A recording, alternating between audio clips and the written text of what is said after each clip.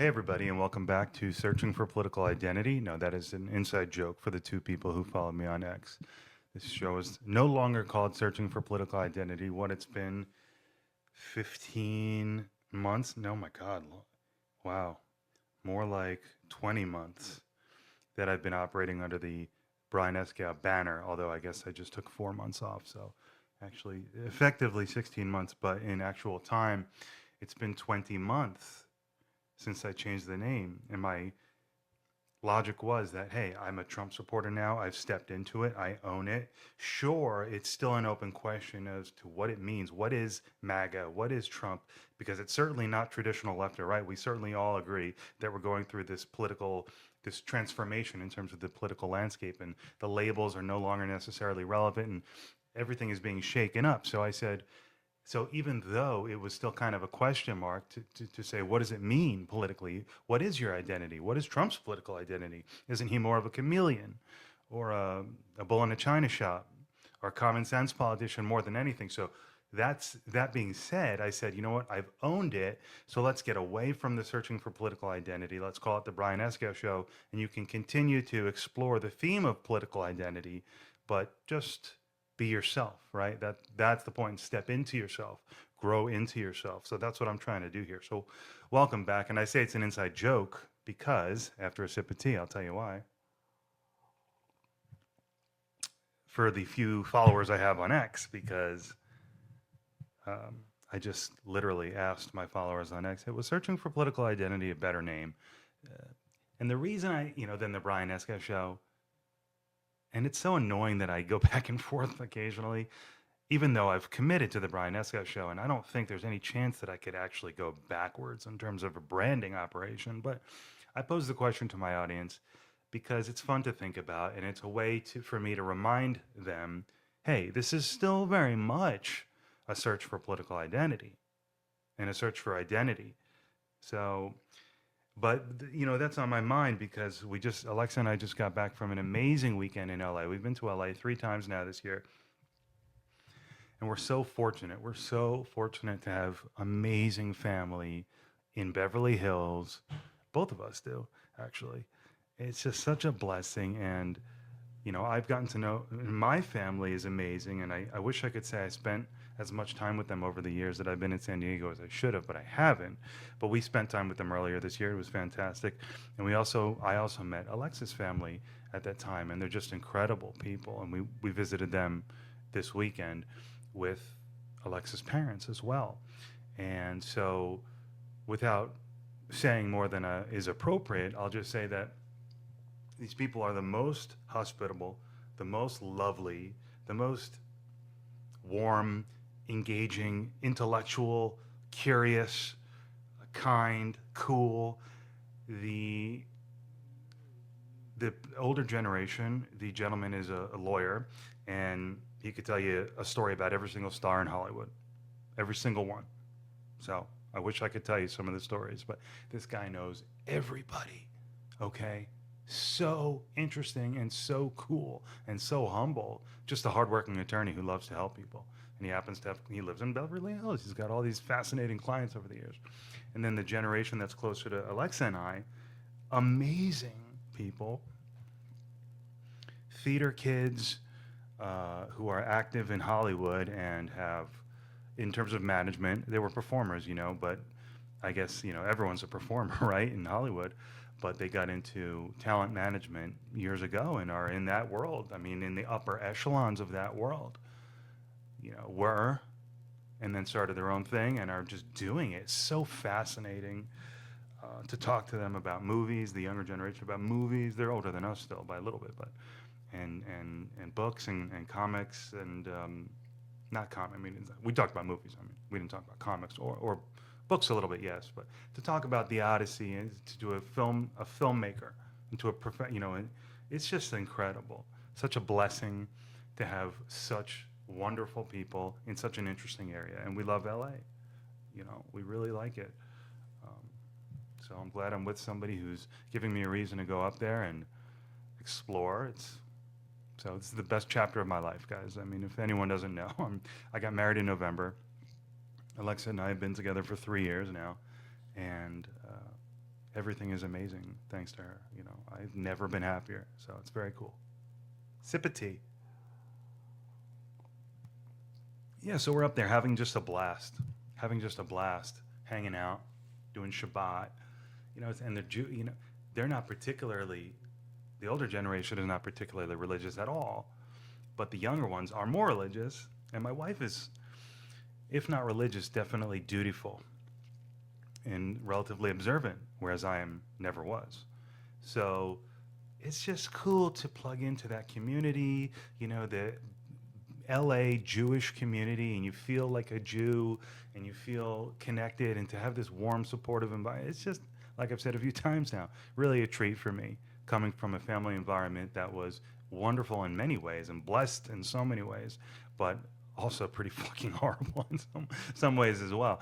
So, you know, I had everything I needed. I got everything I needed. So, but there was challenges in my family dynamic, you know, just frankly, but had it very good. Don't get me wrong.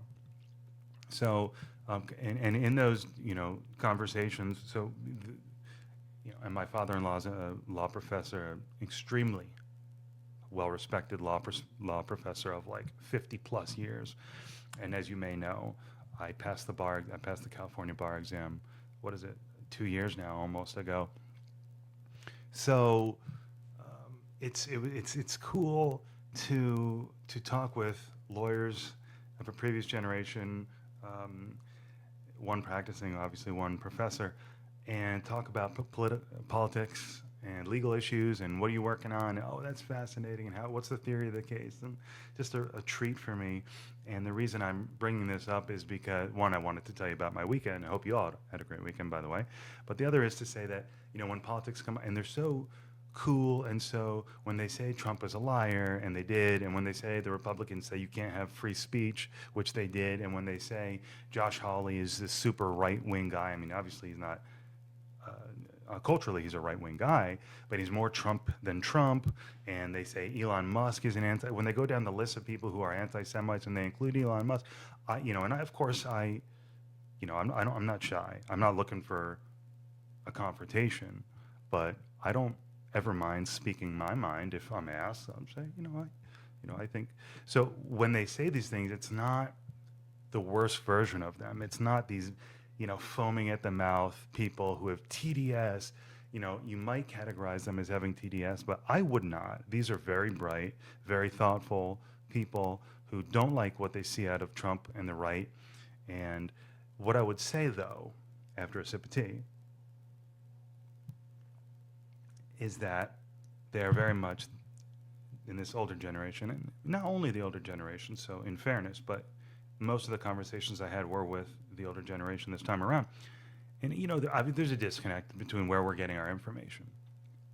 And I don't think they're seeing they're not getting a lot of the color on the political commentary of all these characters like an Elon Musk that I'm getting. And so they don't, know. And they're only, I don't want to say they're only swallowing what the mainstream media feeds them, because I don't want to be over the top about it. But we're not getting our information from. I read the main publications, I read the main headlines, I stay relatively current on my news, but I also have the X feed. I'm also plugged into what Elon Musk is saying, all the time. I'm looking at the stupid shit that they're not looking at, frankly. And it's giving me a lot of context that they don't have into the political discourse. And I would say that, we don't see things the same way, certainly, at all. Yes, that Trump is a liar. I mean, he lies like he breathes. I'm not going to deny that. But, does that mean I would condemn him? No, I don't rush to condemn him. Do I think the Republicans have restricted free speech? I don't really know what that even is a reference to. So no, I don't agree with that. Do I think Josh Hawley is a super right-wing guy? Well, I always thought he was I thought he was interesting politically. Doesn't he have like a socialist bent? Not a socialist bent, but isn't he, let's just say, not necessarily the most ardent free market supporter? In other words, doesn't Josh Hawley have sort of this, in terms of economics, isn't he, again, not a socialist, but doesn't he kind of have that kind of flavor to him? Oh, does he support some kind of social programs? You know, he's not so against social programs, from what I understand. Economic support. So he's an interesting figure, in my opinion. And Elon Musk, no, I just don't think. I say, guys, what evidence do you have that Elon Musk is an anti-Semite? That one comment he made about, was it the ACLU specifically? I'm not sure, but Jewish organizations, he said, seem to support the anti-white narratives. And okay, let's pause on that. It's like, whoa, does that mean Elon Musk is an anti-Semite? No, for me, no, because I do believe that among some progressive plenty of progressive organizations have pushed the critical race theory, which I can't stop talking about because I studied it in law school and it set me on this political journey from left to right, and it seems to be relevant to the national discourse still to this day. But he rightly assessed that many progressive groups push this critical race theory stuff, which definitely has an anti-white component to it for equity. And a lot of the progressive groups have Jewish roots. I mean, what can you say? Now, so maybe there was no need for him to comment on that association between some progressives and Jews, but there are plenty of progressive Jews. So I don't see why that's so bad. So nothing beyond that to indicate that he's an anti-Semite. I think it's totally unfair to make that assumption. But if you're not really plugged into these narratives that get where else but X really do these narratives get play? You know, the Ben Shapiro's, I mean, he has his own network, obviously, the Chris Rufos, but if not for Elon Musk opening up the valve of free speech, you know, we wouldn't really have as much understanding as we do of these issues, but we don't have enough still is the point. And so people like the older generation I was speaking to, they're not plugged into these conversations. They're not connected to it happening in society, and they're not connected to the commentary happening on X. So all they see is what they see. And if they're getting it, you know, depending on where they're getting it from, it's not that great. The information quality, it's certainly not fair. And they're just swallowing it. So what can you say? So, but great time, and very interesting to talk politics. You know, you talk Israel with Jews, fascinating. You know, only thing I'll say on that, because I don't want to speak cavalierly on it, and I haven't really thought about it. But what I will say is, you have a range of opinions around a table of Jews about Netanyahu and the military operation, and has it crossed any lines, but isn't it necessary? So it's confused between, here's my point, even talking about the war in Israel, talking about identity politics, and even they would all agree that many of the candidates on the left are way too far left. So I think we all agree that there is plenty of confusion about how we feel about politics today. I mean, I won't speak for everybody, but even there was a woman present, and she said this weekend, well, I'm a liberal Democrat, but I'm confused. And I said, okay, to myself, I said, okay, good. You know, it's not just me. Obviously, it's not just me. I mean, I've acquired 49,000 followers on Twitter. Okay, I was going to say because my searing questions, my common sense analysis is so excellent that, you know, people have flocked to me. No, it's really because Elon Musk retweeted me a couple times because I said I went from left to right during the election. But I know I'm not the only one asking these questions, feeling this way. So it's an interesting time still. So the future will be interesting. It's always interesting. Speaking of okay, before I get into the future and AOC, my first real topic, which is AOC, let me just say that I promised last week to make one of the main topics of this episode a really in-depth analysis of the birthright citizenship issue. You know, the Supreme Court struck down Trump's initial attempt to really cut it down, and so Trump's coming back with a narrower approach and trying to get that pushed through. And I was going to analyze all that, but I just felt like recording this. We just got back this afternoon. I haven't had time to do that research, so I will bookmark that for the next episode. All right. So next week, expect a nice legal analysis of the birthright citizenship issues, okay? In my opinion, I'll do that. But let's move on. So I was saying the future of of politics will be interesting. Presidential politics, represents kind of the mood of the nation. All politics are interesting. You know, what's more important, your local elections or the presidential election? Well, that's an interesting, people will tell you different things. Many people say the local elections are more important. The founders would probably tell you that the local elections were supposed to be more important, but here we have this extremely powerful presidency in the modern times, and so it's very important. It's obviously very important. And so we have this confusing, interesting political time, and we have this newcomer AOC. Well, she's not such a newcomer anymore, but she's pretty much a powerhouse, certainly in terms of social cachet. She's gotten herself elected several times. So why did I want to talk about her? Well, she's being talked about, and she was brought up actually over the weekend, even as recently as this morning, as we were having brunch before we left. And so let's get into AOC. So I say this as someone who has eyes only for his wife, and as I said earlier, could not be more happily married. But in terms of assessing the physicality of any politician, as you would, and it's important. It's not that important. It's not that important to me. But the appearance of a politician is absolutely a relevant metric, and she's an attractive woman, and that doesn't hurt her.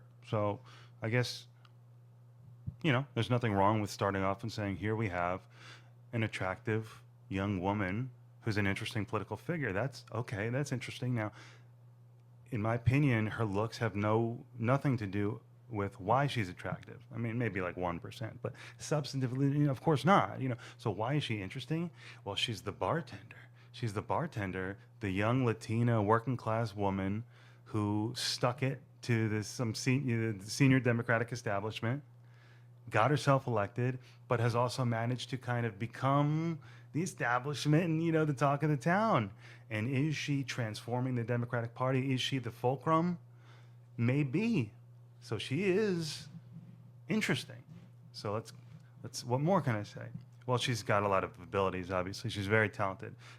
Obviously, she's an incredible communicator, and you have to be smart to be a good communicator. Can she win if they drop the woke? Well, I was just doing a quick Google on her to make sure there was nothing crazy that I wasn't aware of. And before I spoke about her briefly, and I said, I did not know that she studied economics. So she's got way more of an understanding of economics than I do. I always tell you, I follow the Republicans on economics because I trust them on cultural issues. And so why would I not, and the smartest people I know in terms of business are all Republicans. So it just makes sense to me to do that. But she studies economics, so she's got more firsthand experience with economics than I ever will. So that's interesting. Did you know that? She studied economics? But she's obviously got a ton of abilities. I mean, to operate at that age with no scandal, with nothing crazy, I mean, she's only becoming more powerful. So she's on the rise. Can she win if they drop the woke? Well, that's the thing, right? They're calling it woke 1.0. They're trying to pivot. They're trying to move on. Can she win if they drop the woke? Well, can they drop the woke is the first question. Can they escape it?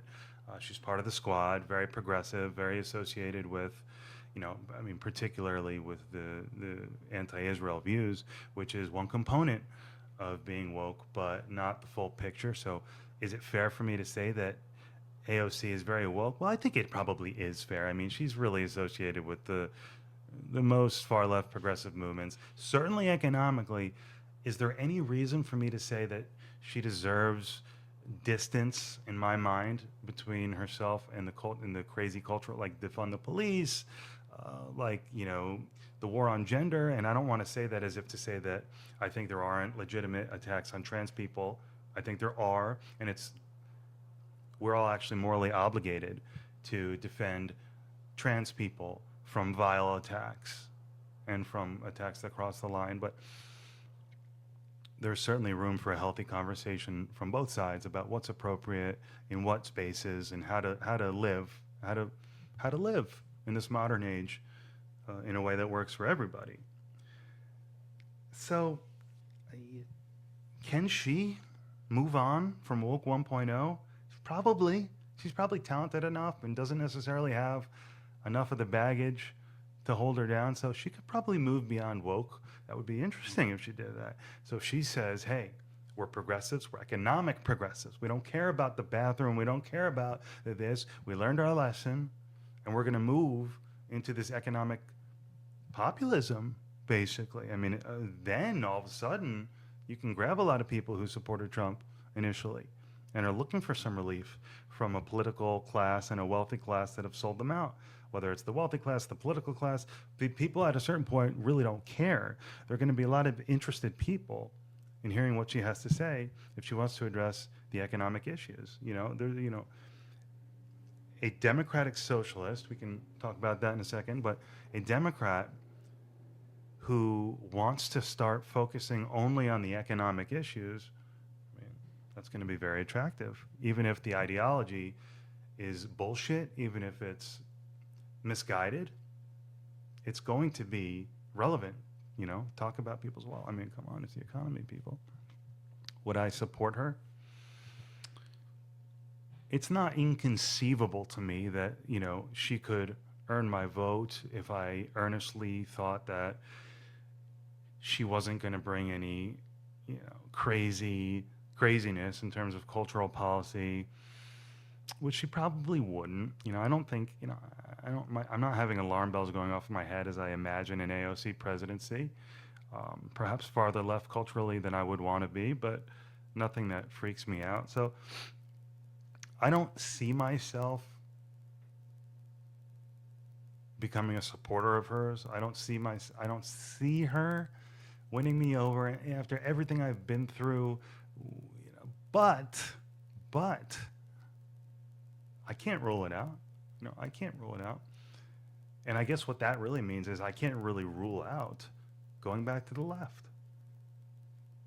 If they were to drop the crazy cultural stuff and make cogent economic arguments, could they get me back? Yeah, they could.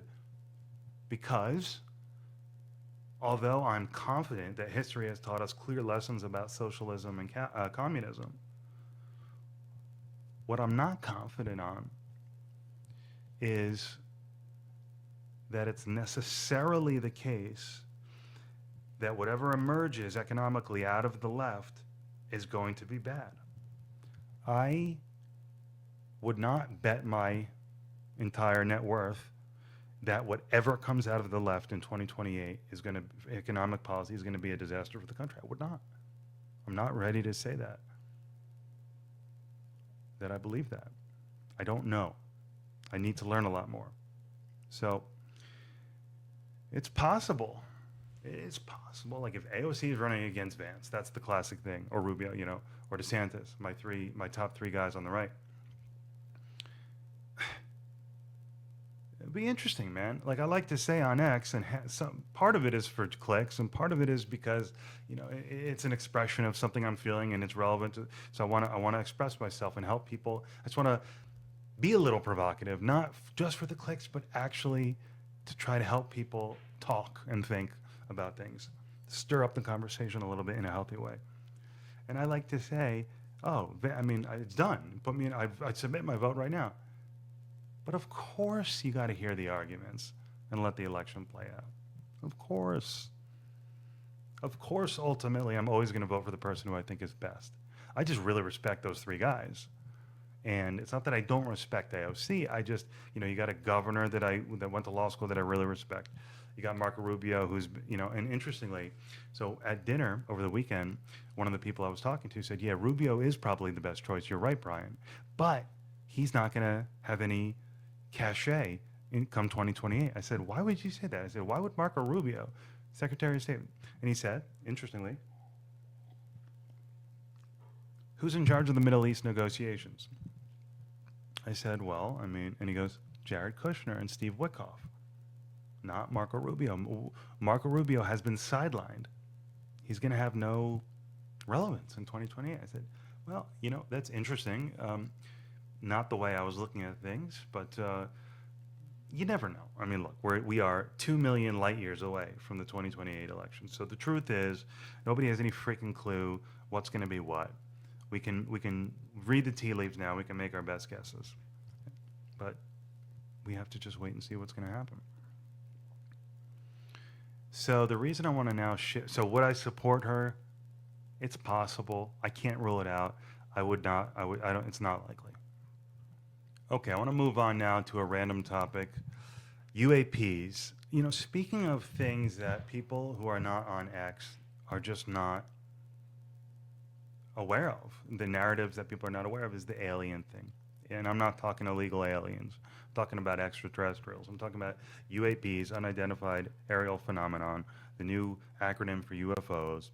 You're living under a rock if you don't know that. As crazy as it sounds, this conversation about not only the government, but private aerospace contractors having possession of crafts that were not manufactured on this earth, and even alien bodies in storage somewhere, even potentially live ones. Being real. I mean, this is the fever is almost at a fever pitch. The chorus is swelling. People are talking about this as if it's real. And I got to tell you, I'm open-minded. Count me among the open-minded. I always have been that way.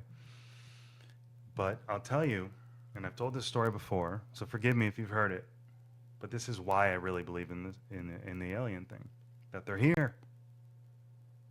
Swallow that for a second. First of all, I've always been kind of kooky and open-minded and prone to a good Ancient Aliens episode.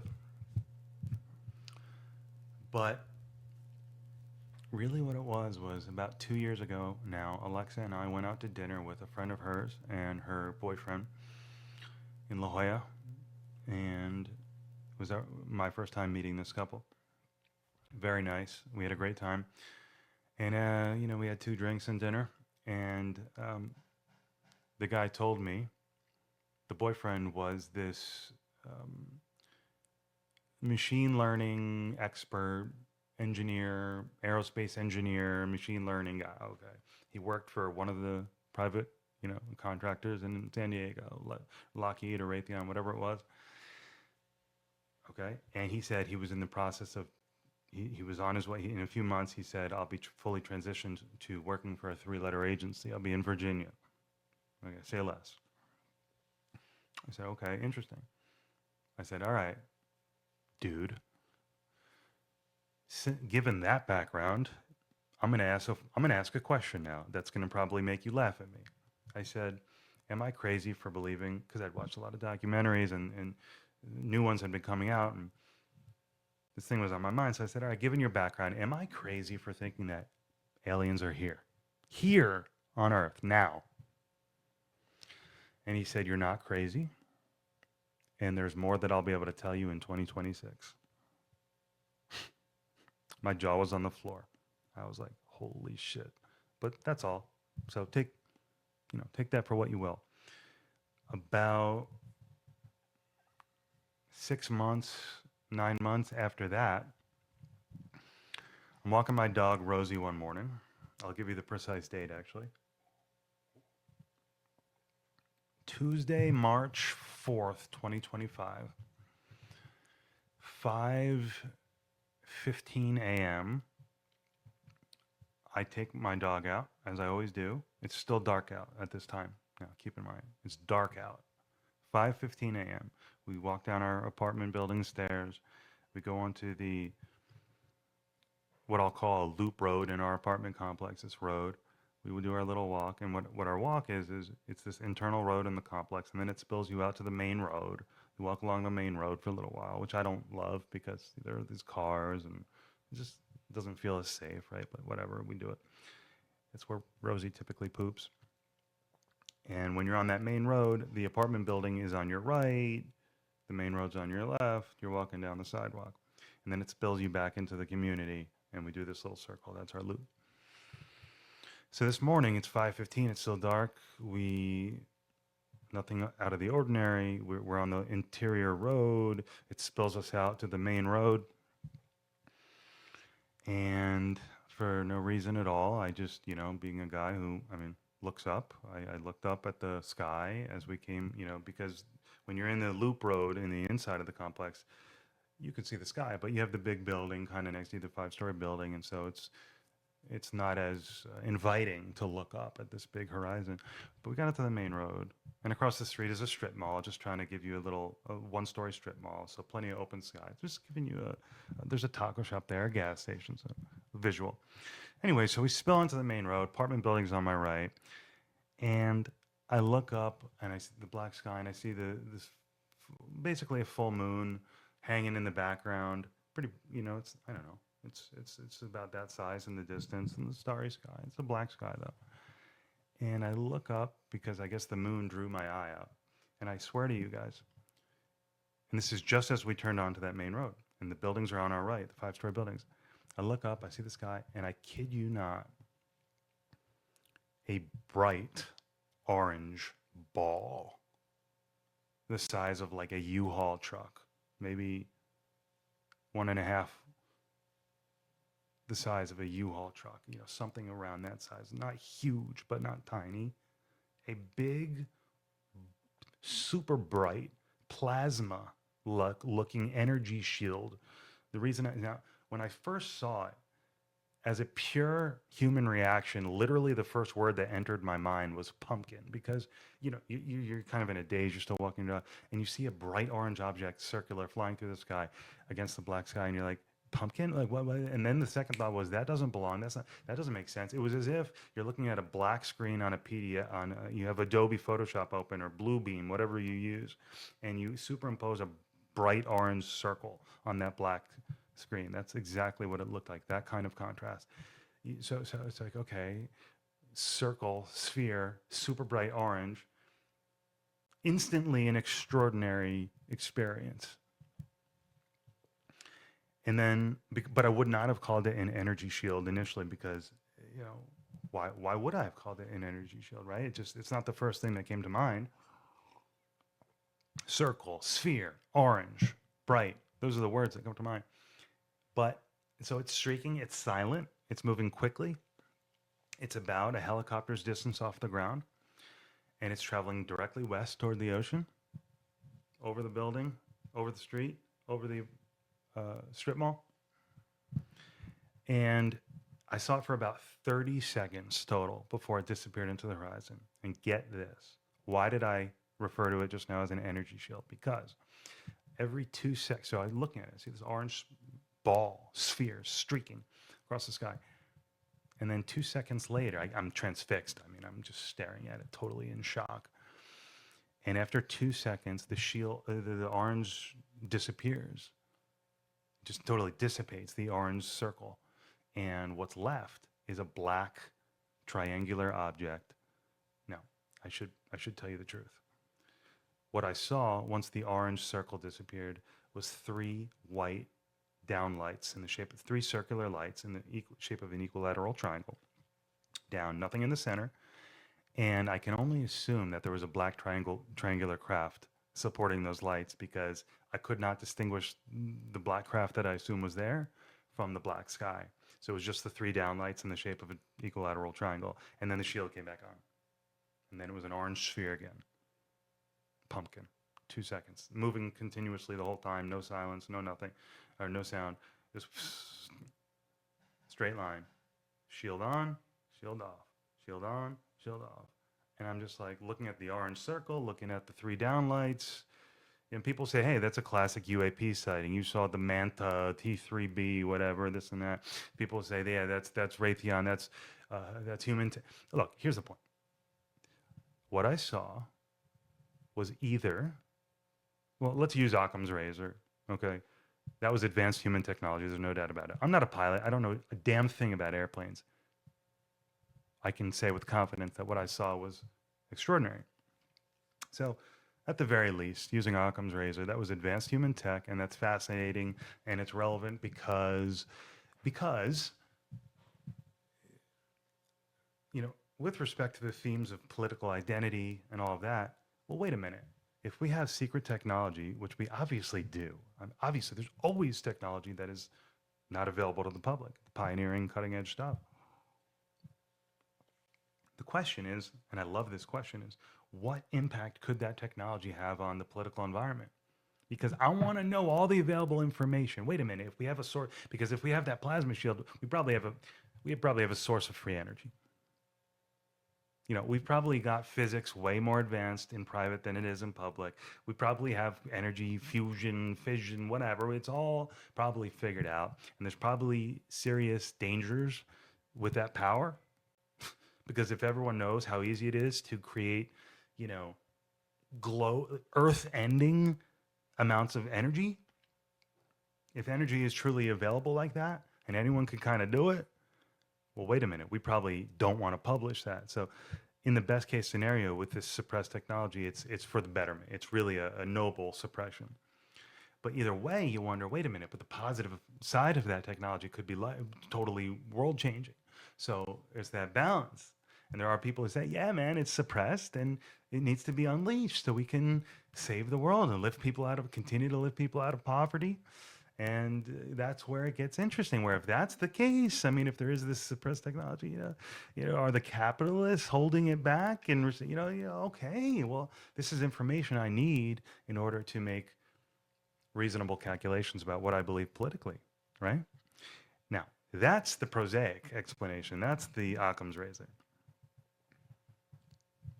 You want to entertain some of these credible people? Is Dr. Phil credible? I think he is. Yeah. Are you aware of the Dr. Phil tweets and the videos and all he's doing for disclosure, the disclosure movement? Disclosure is what they call the process of the people who know telling the general public about the presence of aliens and non-human intelligence. So whether it's alien, and obviously there's an argument about, first of all, if there's a there, if you believe there's a there, which I'm going to be honest and tell you that I do. If you believe there's a there beyond suppressed human technology, is it extraterrestrials? Is it interdimensional beings, whatever that means? Is it angels and demons? Is it ultra-terrestrials, which what they call a superior non-human intelligence that's always been here, that's hidden, uses technology to hide itself from us dirty, filthy humans who would only screw things up? It sounds insane. I know it does. But think about if any of that were true. Talk about information that would be helpful in helping me decide what my political identity was, or identity in general. I mean, this is a fascinating time we're in, guys. We've got all sorts of reason to be confused politically, all sorts of issues to straighten out with identity and this and that and religion. And then we've got the potential presence of a non-human intelligence. That is orders of magnitude more advanced than us. Are you kidding me? I mean, we could talk for 25 years about the potential issues that come with that. How scary, how exciting, how this, how freaky. Oh my God. Are we at the end of the world? Are we at the end of the world that we knew? Are we just going to continue to glide gently on this positive path? God willing, what about God? Oh my goodness. There's a lot to consider. So that's why I like to keep that story on the front burner, because I don't know. There's a lot of people talking about aliens. And so FYI, little insider scoop for you. If you don't know anything about that topic that I just talked about, the alien thing, there are those who say, don't get it confused. When you hear the term interdimensional beings, that is actually just, the ETs. How do you think the ET, extraterrestrials, how do you think they get here? Well, they travel via interdimensionally. So I've heard it said that, don't get confused, interdimensional beings are really aliens because it's one and the same. It's really one and the same. They don't just get here by going for a far distance for a long time. That is not how you do it. The secret sauce is tapping into these kind of hidden dimensions that are woven into reality that we don't see, that we don't know about, that we don't have access to naturally, perhaps, that you can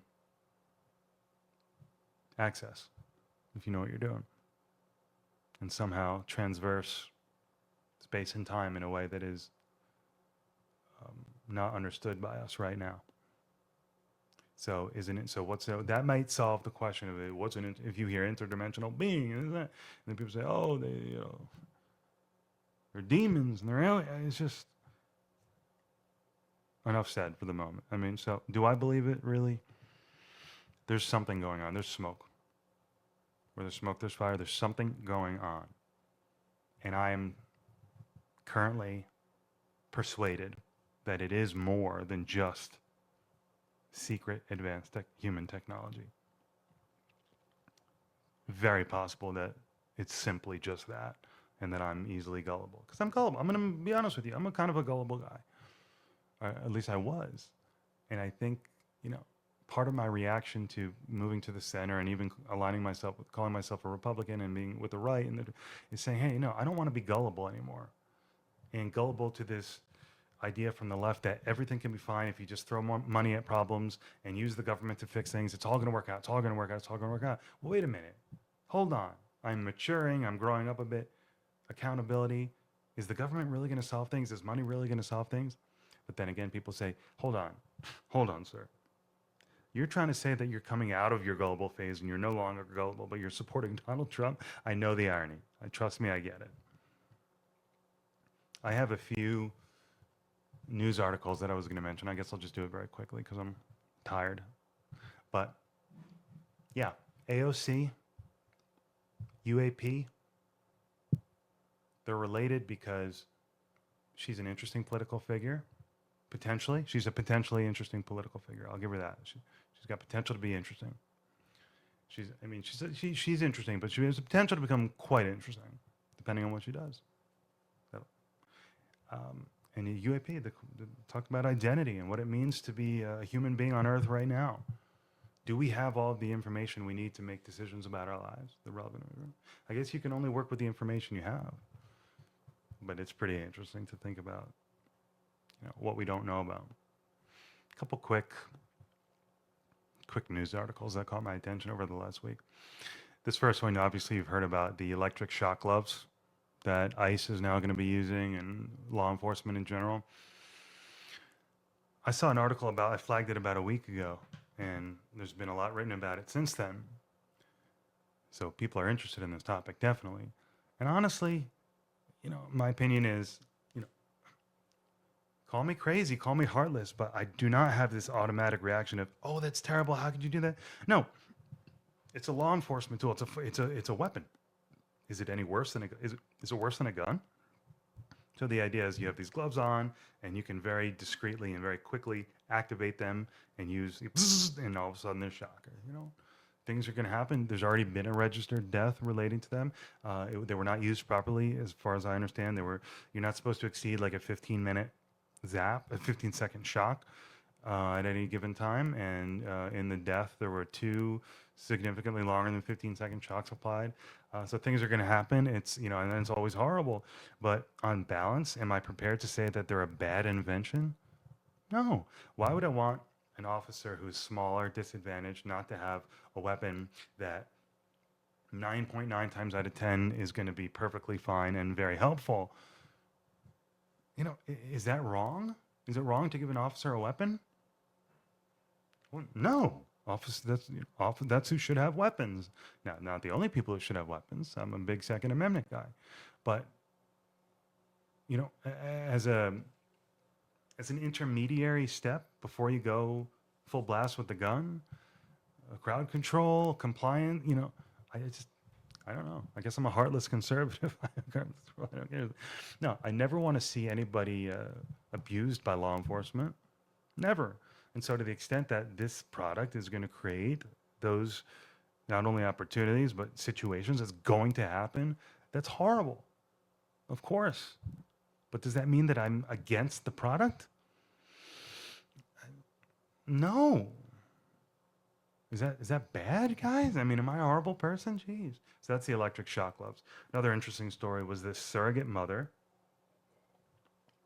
California couple used a surrogate, and I guess they have a contract, and this is just a detail that I actually just read, making sure I didn't miss any of the few little details of the story.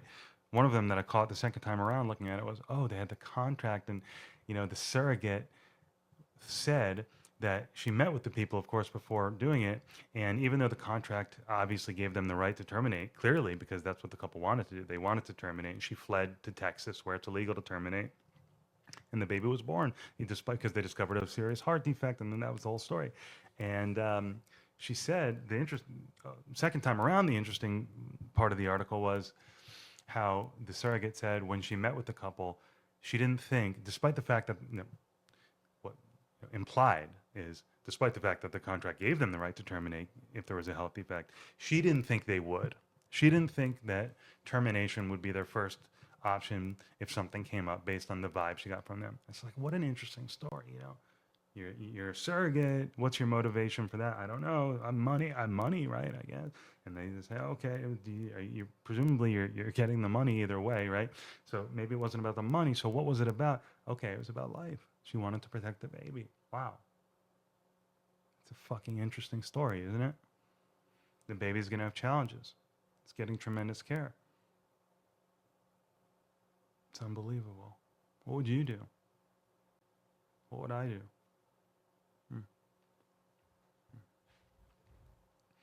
Trump orders the Pentagon to redesign a U.S. aircraft carrier to use steam catapults to launch jets.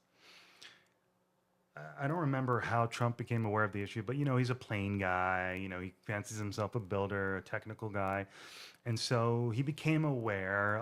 They're trying to get approval to build these new jets, right? Whatever the latest and greatest is, and somehow Trump gets clued into this fact that the catapult system to launch from the aircraft carrier. I'm sorry, I guess they're building the aircraft carriers, is what they're trying to get approval to build.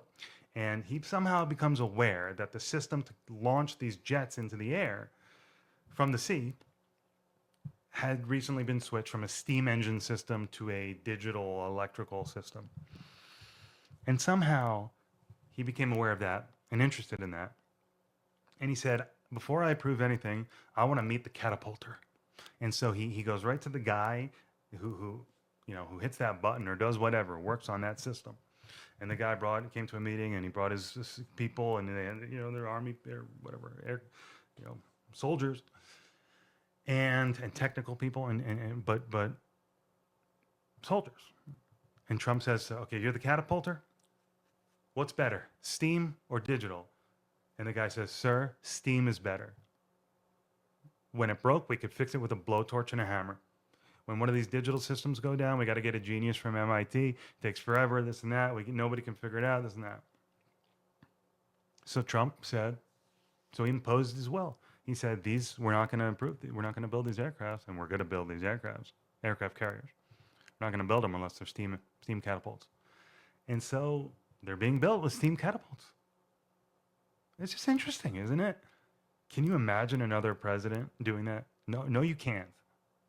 So that's an interesting article. That's part of the uniqueness of Trump. Now, hopefully, pray to God, it's going to be a good thing now, Mark Kelly was quoted, Senator Mark Kelly from Arizona, astronaut, pilot, the most qualified guy in the world probably to comment off the top of his head on such an article.